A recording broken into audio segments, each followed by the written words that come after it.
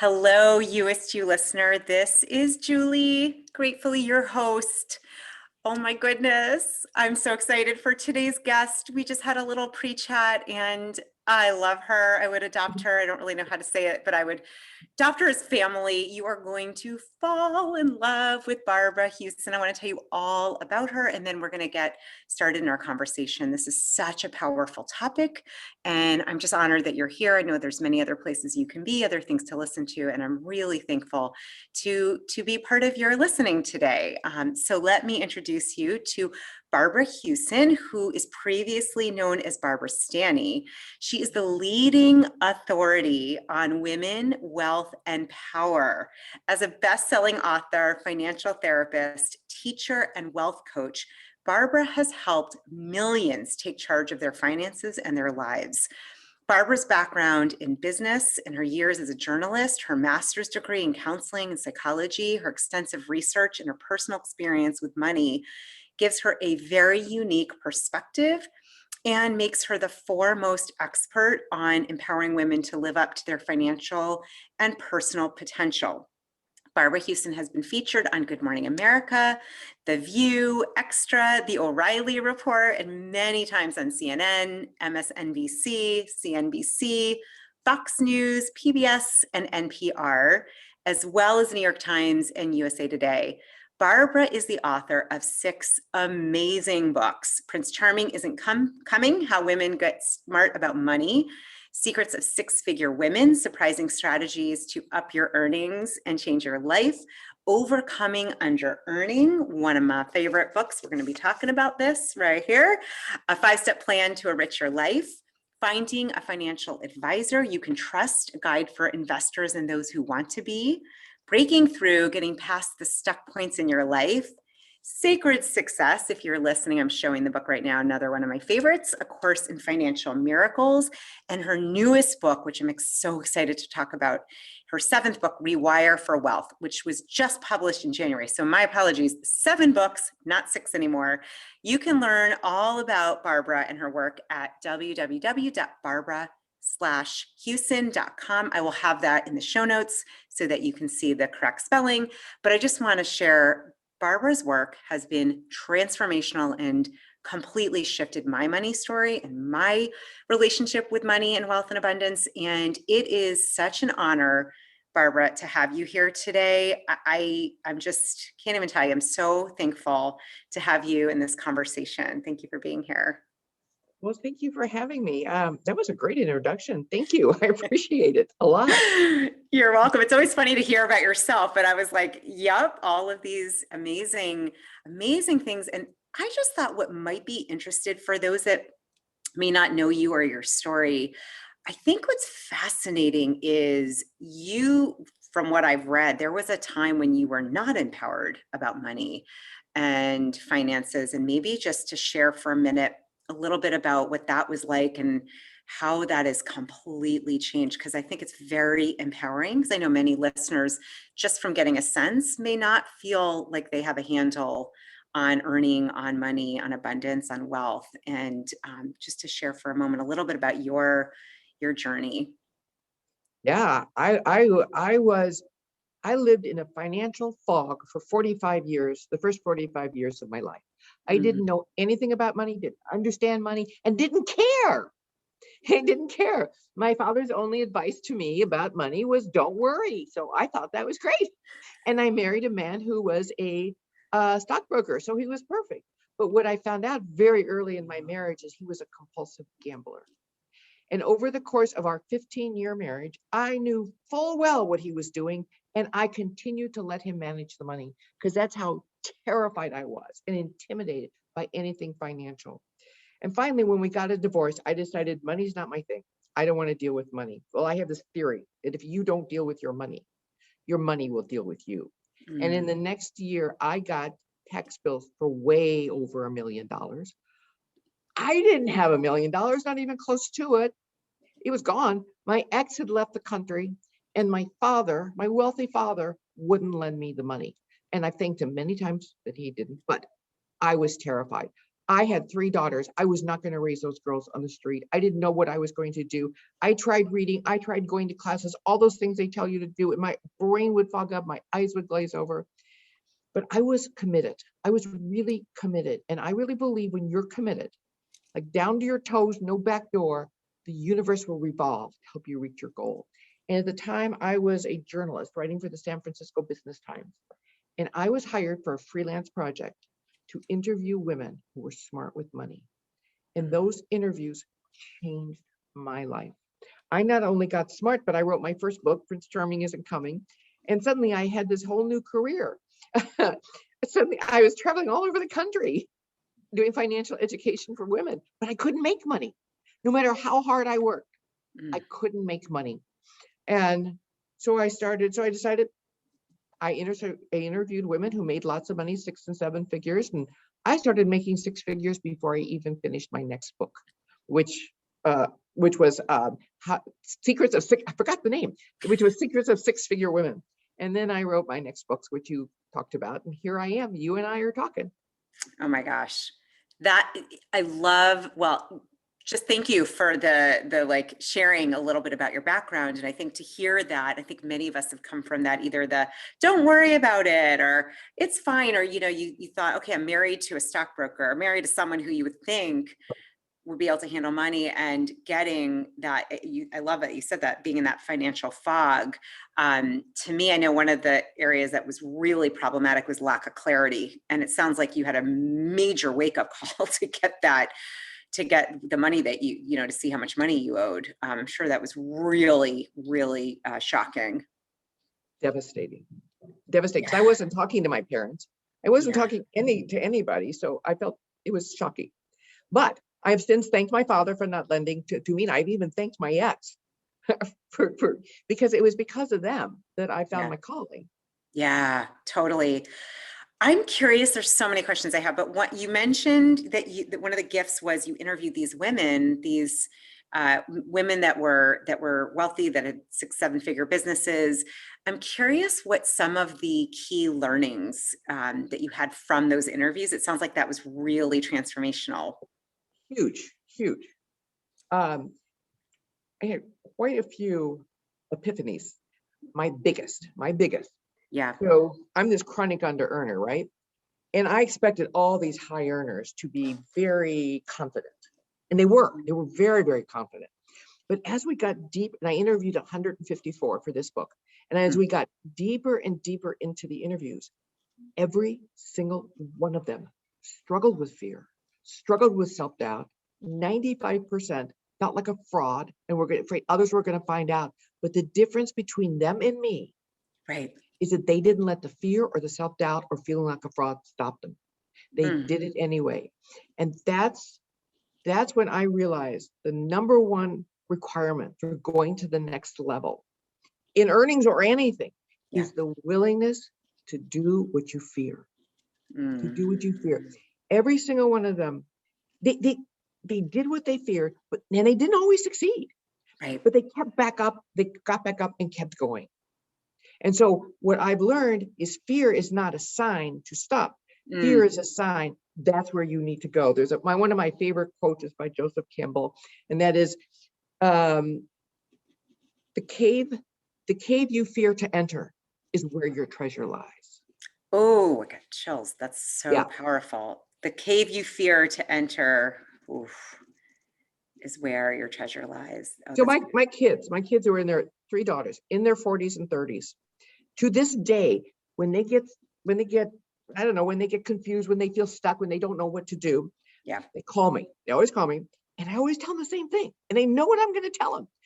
I always say, well, what are you most scared to do? And they'll tell me, and I'll say, that's what you need to do. And they'll go, okay, okay.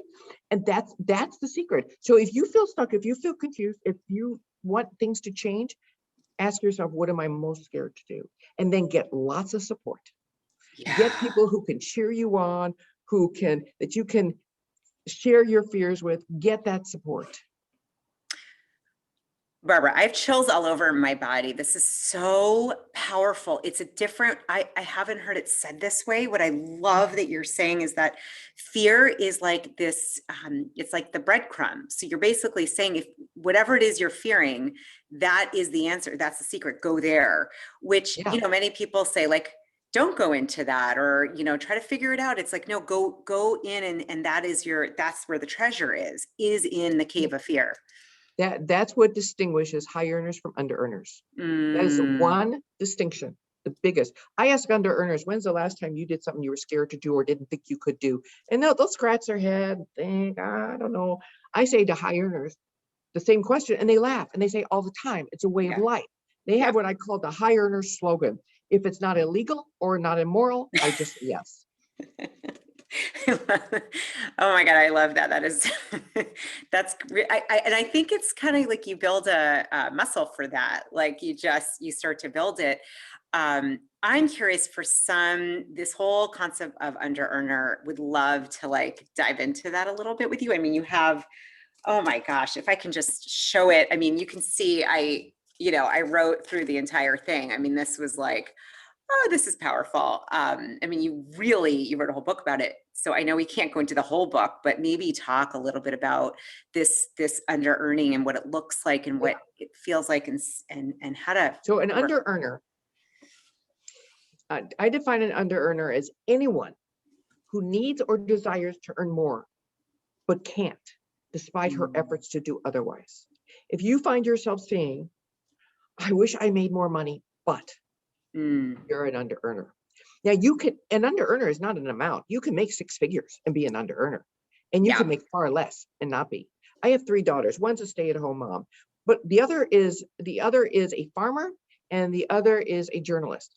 Neither one of them make a lot of money, but they're doing what they love and it feeds their soul and they have enough money to meet their needs.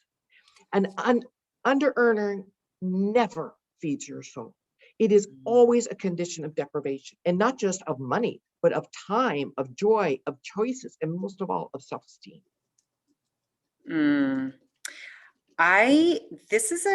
You just said something that's very interesting because I think now we're getting into the land of, it's not just money, like the time piece is huge, and maybe just to talk for a minute, like if you're feeling constantly overwhelmed, not enough time, I mean, to me, you're in the same land of feeling like there's not enough or that under earning with time.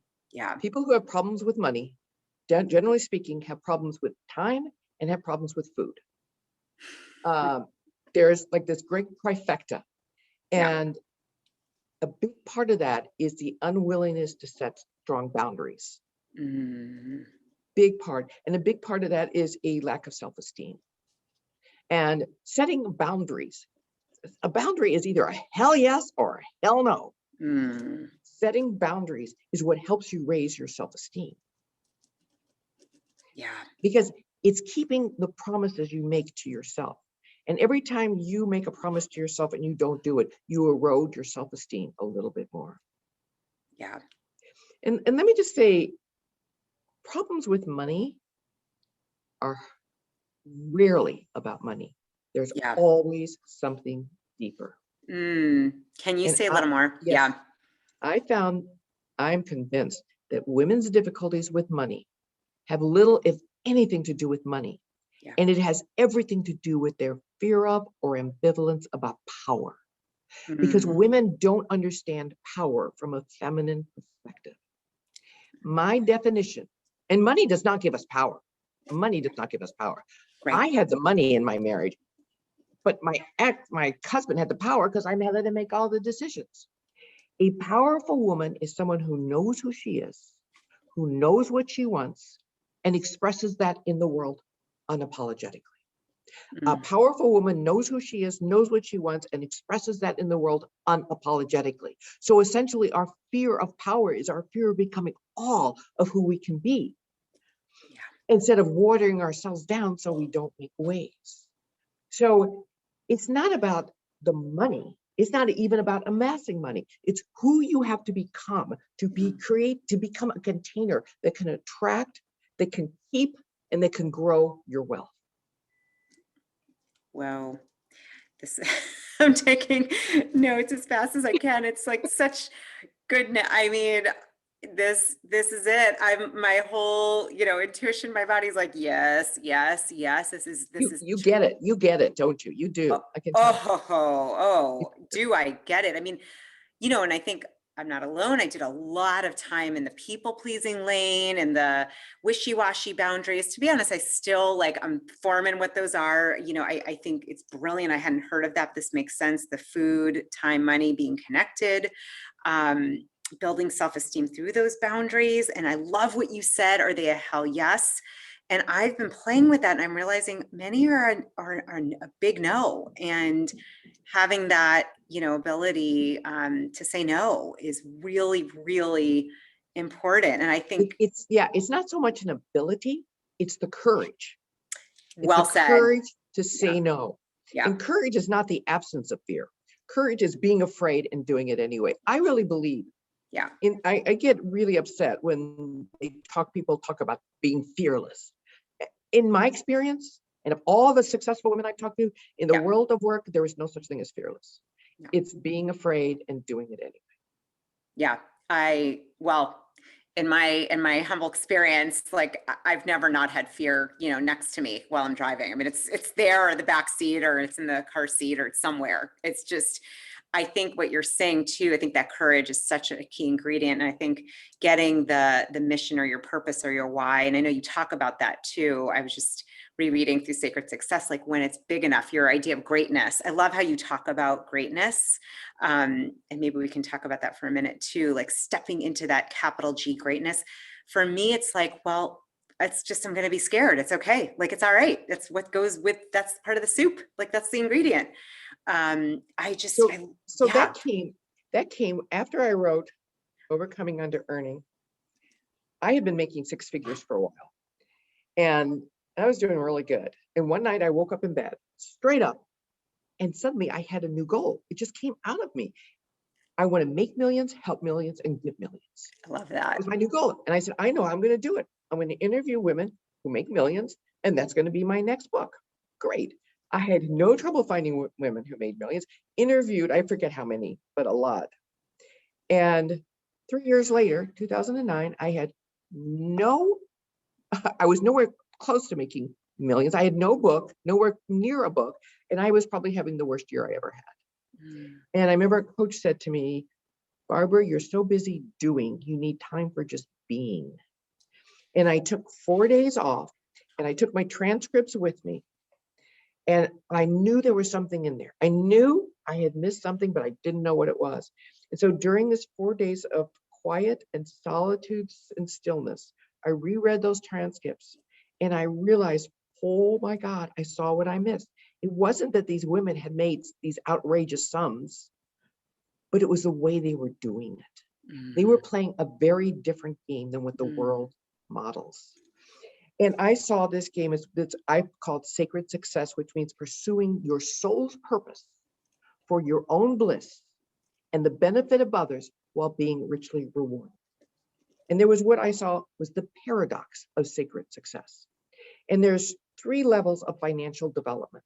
There's survival, stability, and affluence. Survival is not enough. Stability is just enough. And affluence is more than enough. To go from survival to stability, you must have a profit motive. Money's good. I want to make money. It's wonderful. But to go from stability to affluence, you must give up profit as your primary goal. It's still an intended outcome. I haven't met one woman yet who didn't say, I want to make more money. Yeah. But the primary goal of sacred success is greatness. And I define greatness as, I paraphrase a quote by Fred Buchner. Greatness is that place where your deep gladness, doing what you were put on this planet to do, meets the world's deep hunger.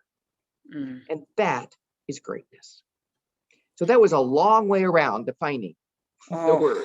So just, It's like, it's, the music to my ears. I mean, I'm listening to you.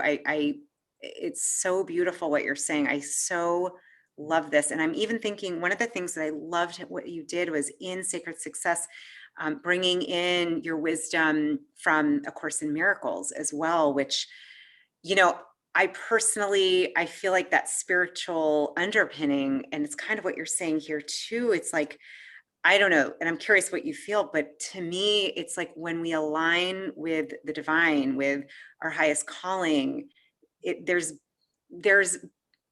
it's beyond what I can imagine. And I'm Mhm. just So stepping to that. You've seen that. this book was terrifying for me to write, Sacred Yeah. Success. They're all terrifying, but I had never come out of my spiritual closet.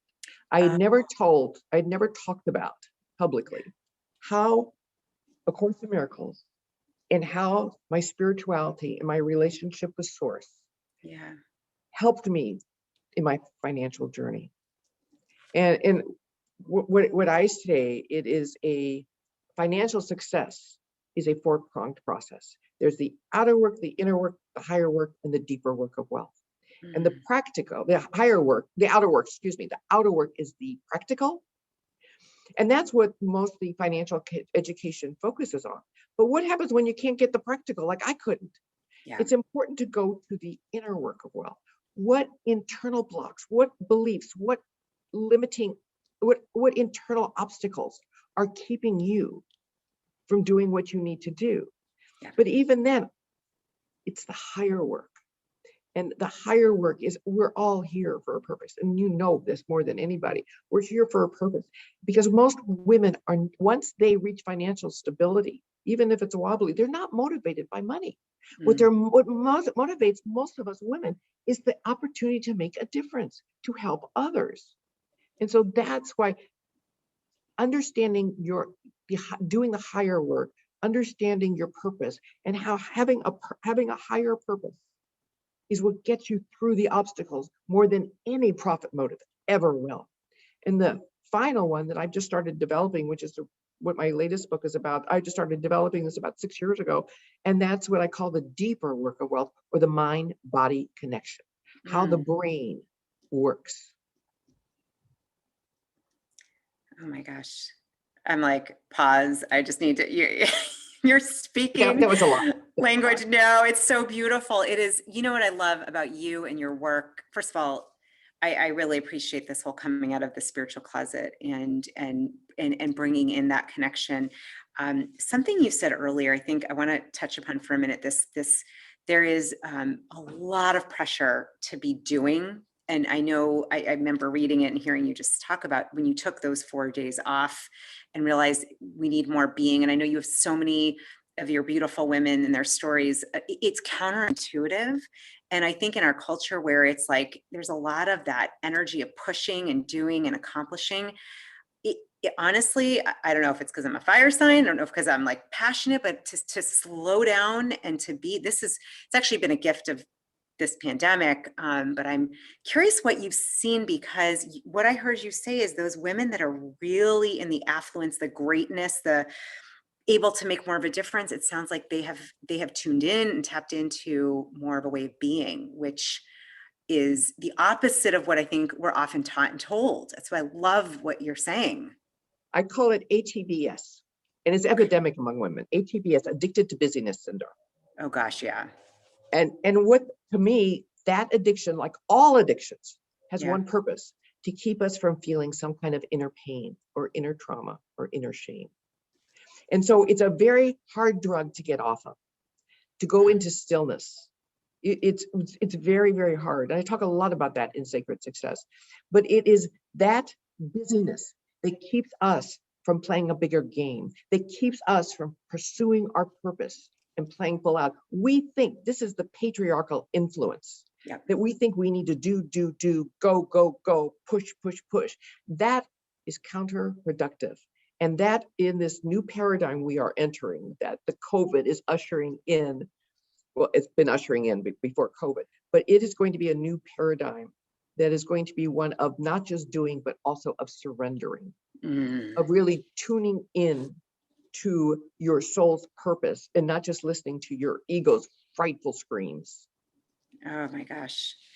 That is so beautifully said. And I couldn't agree more. I just got this image of, for me, often starting my morning kind of the forehead to the floor, my hands open, and I'm like, listen, Oh, all right, divine, like you just tell me where to go. Like if I do it according to my will, it's going to be like the busyness addiction. I mean, I honestly, I think health issues. I mean, I've had my own autoimmune condition, which I know is connected to that. It's on the mend, but many women, many are in this overdrive. I love what you're saying. And I'm wondering, I always like to ask, like, how do you, it's funny to say, what do you do to be more, or what are ways that you incorporate this in your life today? Maybe just to share for a minute, if that's okay. Like, what does that look oh like for yeah, you? no, I was a busyness addict too. That's how I only write about what I need to learn, believe me. That's why I write. But I was a busyness addict and I learned to be quiet. And I talk about it in Sacred Success. Yeah. It was, what I did is I knew there was some body of work, which turned out to be Sacred Success, that was gestating in me. Mm. But I didn't know what it was. I just knew that I had lost interest in what I was doing and I needed to back off. I needed to really have some quiet time, and I canceled. I took on no new clients. I stopped speaking. I stopped social media. I stopped everything, absolutely everything. And I would just spend days just staring out the window. And it was so hard. And I get up and I go to the refrigerator. I sit back down. And I Yeah. get up and I say, oh, I need a piece of Kleenex to get down. Oh, I need some chapstick. Well, I have no chapstick. Oh, I go to the store. I just keep getting up. But I knew if I wanted to hear, like you do in the morning, if I wanted to hear my soul's whispers, Mm. I needed to be quiet. If I wanted to give birth to something new, I needed to be quiet and let it emerge from me, not draw it out, but emerge. And Yeah. these periods of surrender, which if you're smart enough to go through, are not easy, but they're the most productive periods you'll have. The most productive. As you're speaking, it's really, it feels to me, it's like this energy, which of course is related to adding more of that. I would say maybe the more feminine qualities of receiving and surrendering and allowing. I was feeling into this, and like you look at nature, you think about how anything grows. You can't push it or make it happen. That never, I mean, I've tried it. It does not work. I can tell you right now, I know that does not work. And yet, I think it takes something. Again, courage comes up. I think it takes some courage to be more, to take that time off. It's funny, this past weekend, I was like, no calls, no nothing. It felt very strange, but it was very healing to just be in my own energy for 2 full days. And just, and I went to the fridge a bunch and I'm like, nope, you're not hungry. Like, go back up. And by Sunday, I was writing out just some feelings and non-judging, and I started crying, and I don't even really know, it just needed to come out. This process to me is so organic, and it's probably, I feel like part of what the Mother Earth and all of us were asking for is what you're talking about, this listening to your soul's whisper. It's And, beautiful. and it's time. Yeah. It's time to surrender when you get the call. Mm, I call it the call to greatness. And I think millions of women are now getting the call. And yeah. either they misunderstand or ignore the signs. Mm, And the signs are frustration, uh, anger, it's any form of unhappiness or dissatisfaction. yeah. And it could be ill health and it could be a crisis, but generally it's some sort of unhappiness, Yeah. because it's like that. When that happened to me right before I wrote Sacred Success, and I got the call, I didn't know that was it. And I started feeling burned out and I started feeling apathetic. And I started pushing harder. And then I realized, wait a minute, my soul was trying to talk to me. And I wrote it down in my journal, and I wrote it in the book. My soul was saying, stop what you're doing. Pay attention. It's time to play a bigger game. Mm, And that's when I stopped. And that's when I surrendered. And then for me, I thought I was going to take a month off. It turned out to be 9 months, but you don't have to. Maybe it's just a few minutes of just slowing down and listening to your soul's hushed whispers. And then at some point, you're going to get the urge to do something, and you're going to get the urge to take action. And Yeah. and you take action. And then what's going to happen is you're going to get the call, and you're going to step back, you get some form of unhappiness, and maybe just for a few minutes, you're going to surrender, and then you're going to move forward. And all this gets you closer and closer to what is the fourth phase of sacred success, and that is leaving a legacy. Mm. And that's an important thing to think about Yeah. in really determining what you're doing and why you're doing is, why are you here? How do you want the world to remember you after you're gone? Yeah.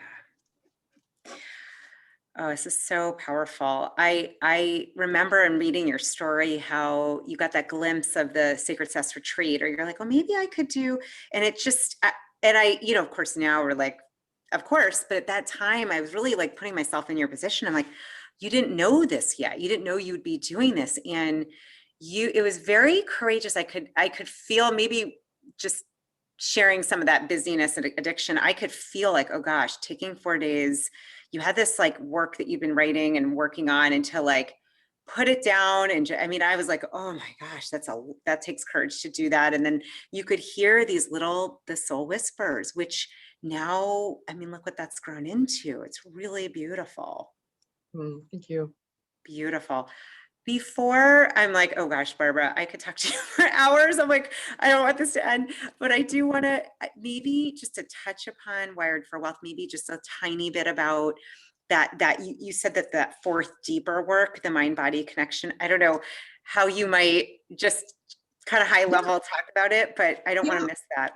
So what happened 6 years ago, right after Sacred Success came out, so 2014, I was all excited, and it was really an amazing year, my most lucrative year ever. And then something happened. Something happened. I started feeling like something's missing in my work, and I started losing interest in what I was doing. It was the damnedest thing. And I knew it was time to step back and surrender. And so I did, and it didn't. And so I just said, it's either something's missing or I'm not supposed to be doing this anymore. Just show me. Just show me. Yeah. And I just, by this time I was a surrender pro. And one day I was just looking through my email, and there was an article about neuroscience. I knew nothing about neuroscience. And I started reading it, and I swear my brain lit up like a Christmas tree. And I knew this was the missing piece. I knew if I could add neuroscience to spirituality and psychology, along with personal finance, I could expedite women's learning curve, and I could erase their resistance in a very short time.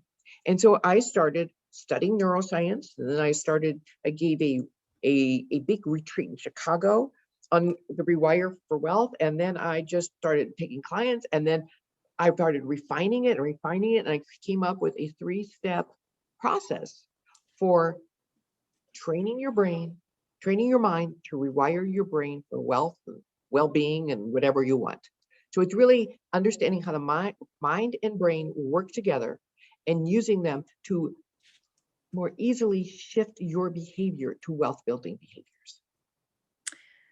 I think this is so fascinating. Thank you for sharing. I love that at the pinnacle of the best year, I think you said 2014, so it was the best year, and then something felt like it was missing.